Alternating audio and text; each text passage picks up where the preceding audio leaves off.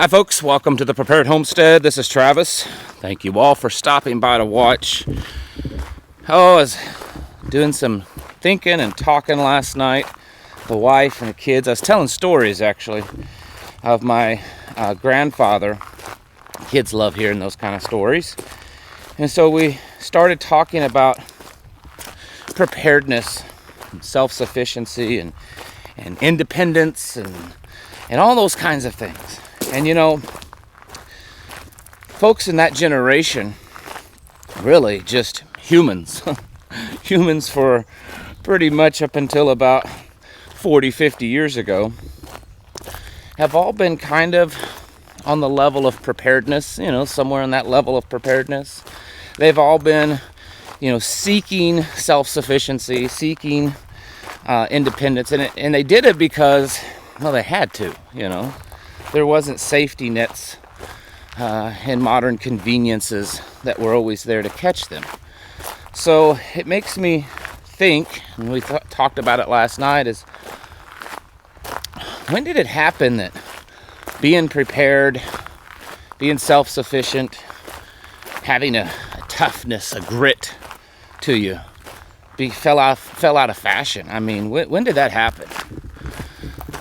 Because that's always been a very prominent American thing. Maybe it happened when people stopped really being proud to be an American. I don't know. And so we're now in a place where, you know, you're a weirdo. You're strange. You're an outsider because you prepare, because you seek a life of self-sufficiency and, you know, independence and everything. When we're doing that in a time where the younger generation, the up and coming generation, they actually think the opposite. They're actually very much in favor, and polling suggests this, that they're very much in favor of you know, more government control over their lives, more censorship in their lives, more government monitoring in their lives to ensure their safety. No offense to any of you young folks that are watching, because you're probably not one of them, but we have about the weakest generation right now than, man, I've ever known in history. And so for the rest of us, you know, we're trying to relearn something that humans have just always known. We've always been, you know, we had to be self-sufficient. We had to be independent, or you just didn't survive. It was the way of survival. And like I said, we didn't have some kind of safety net there to catch us. At least most people didn't. My grandfather grew up during the Depression, fought in World War II and in Korea, retired as a Navy Master Chief. He'd been a farmer his whole life and retired and died that way. After his retirement, they had him and Grandma, they had still kept huge gardens and canned tons. It was all the time. That's all they were doing, was doing stuff to can, or he was coming up with some new way to, you know, be a little bit more prepared. And had a big root cellar that he had built. That thing was always filled with food. And I remember my mother once told me that she had asked him, you know, here you are, it's just the two of you, you and Grandma, and you're retired. Why do you still do all this? Why do you still can and put out huge gardens and vineyards and orchards and all that? Because he wasn't really doing it to make money. And he said, well, hard times come. He says, I want to know that I can still take care of my family, that they can come here and that there's stuff to live off of. That mentality just hardly exists anymore, at least in a natural way. And it's a little scary, because it makes you think that, at least it makes me think, that maybe as things continue to get worse, their goals of depopulation might work out for them. Because I'm afraid that if things continually progressively worsen, a lot of people just may not survive, because it's not just that they're not prepared. It's that they have no concept of self-sufficiency, of resiliency. It just doesn't, it doesn't click in their head. It's like whatever was natural human to them for eons just has vanished. You know, what government program has been so successful in doing that? I don't know. I mean, there's definitely, you know, a ton of brainwashing that I believe has happened over the last 2 or 3 generations, you know, whether it's Mockingbird or something else, where it's caused the American people to lose one of the very basic and primary things that made us Americans to begin with. And it's a little scary, but it's still there for a lot of us. And maybe you're criticized in your family and your circle of friends because of your prepping. And I don't even particularly like that term, but it's just what's accepted, so I use it. But maybe you're criticized for it. Don't worry about it. You're not the weirdo. You're the normal one. You're the one that is carrying on what your parents and grandparents and great-grandparents, or at least some far enough back, you're going to find many generations of people all over the world that was doing the same thing that you are. So you're not the weird one. It's kind of like how they want to paint herbal medicine as the strange, weird thing, when that's the thing that humans have used for thousands of years, and this allopathic modern medicine has only been around for a little more than a century. Anyways, my other grandfather on my dad's side was really the same way. Had a small farm and then actually worked for a farmer's co-op. I always remember riding in the car with them when I was little. He always had a little bag in the back. Always had stuff in it that they needed. In case, you know, toilet paper, towels, bottles of water, a little canteen of water, little things to fix in the vehicle, repair, you know, flat tire, all that kind of stuff. Always had that.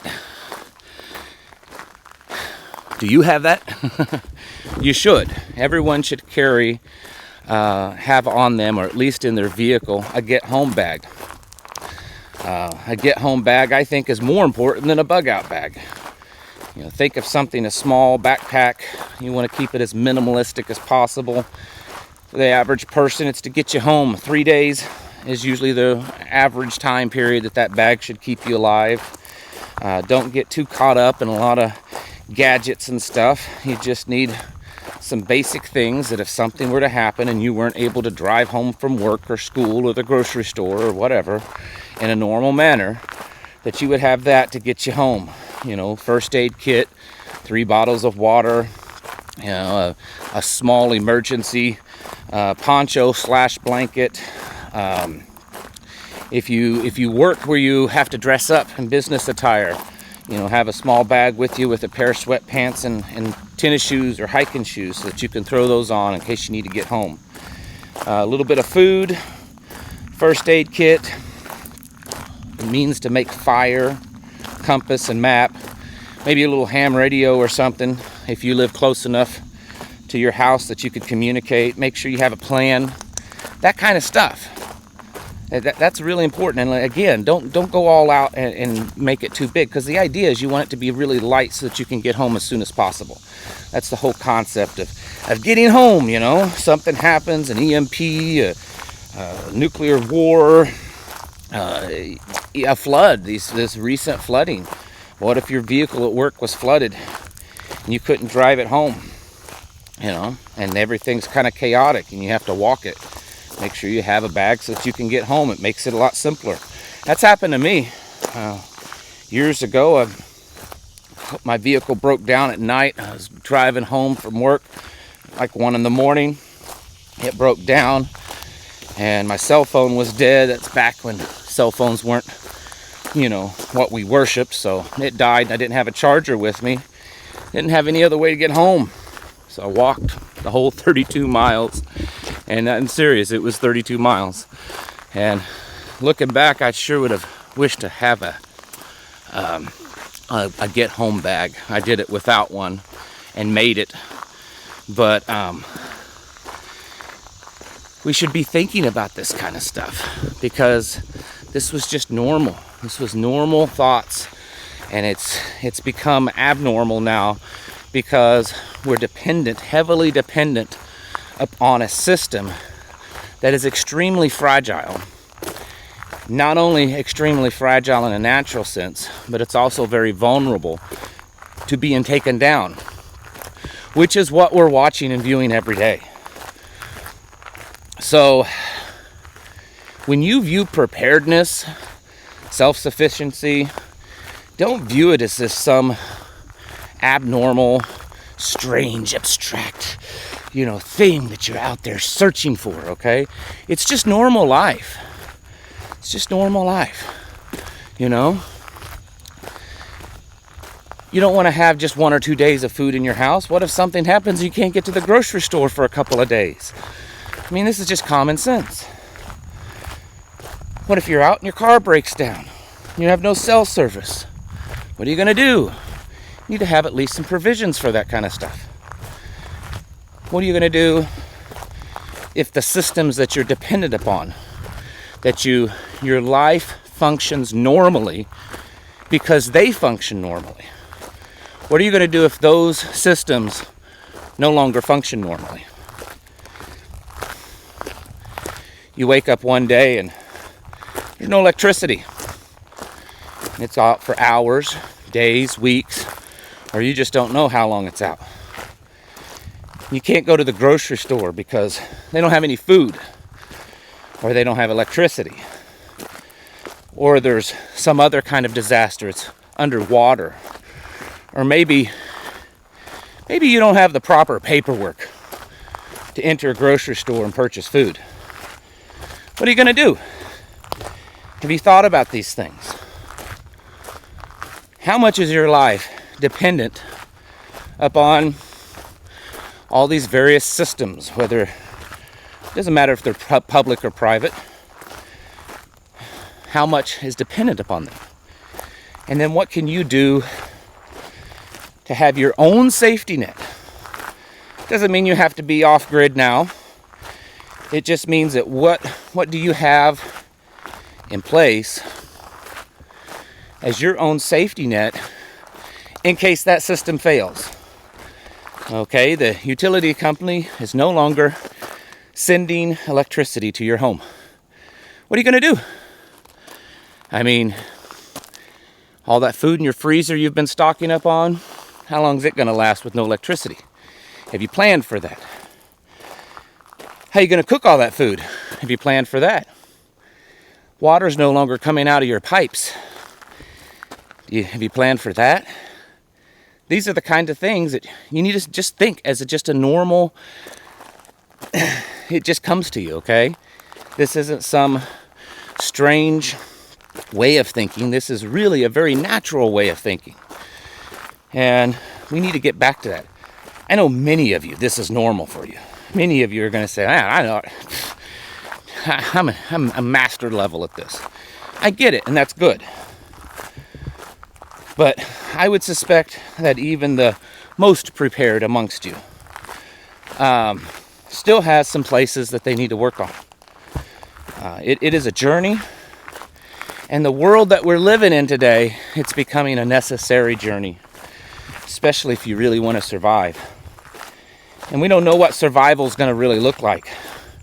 It could mean life or death, or it just could mean freedom and independence versus complete control and slavery. Physical slavery and spiritual slavery. We know it's all coming. We just don't know exactly what it's going to look like. And so that's why we prepare. That's why we work on our self-sufficiency. That's why we become very resilient. Build our intolerance for our endurance levels so that we can endure and tolerate what's happening to us, what's yet to come. Your grandparents did this. Generations before you did this. You can do it too. Start today with a get-home bag, like I was saying. That's a good place to start. A lot of people have never even heard of them or don't really know what to do with them. And you get on these YouTube channels and sometimes they get quite elaborate. So just think minimalistic. Your whole goal is to get home as fast as possible. Figure out in your daily routine how far away you are from your home, at work, school, grocery store, that kind of stuff. And then how long it's going to take you to get home on foot.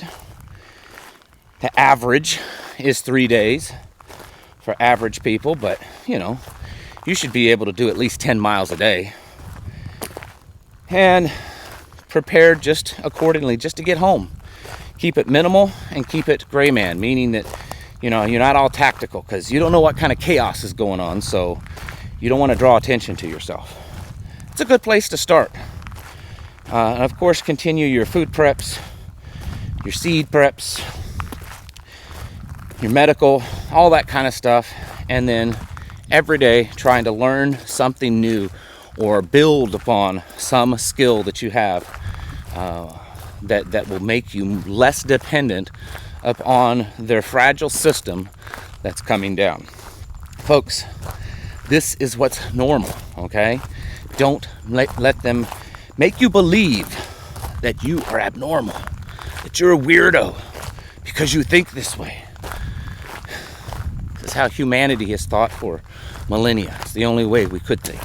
And it's time that we start thinking this way again. Folks, get your houses in order. Prepare yourselves mentally, physically, and spiritually. Thanks for watching. I'll catch you in the next video.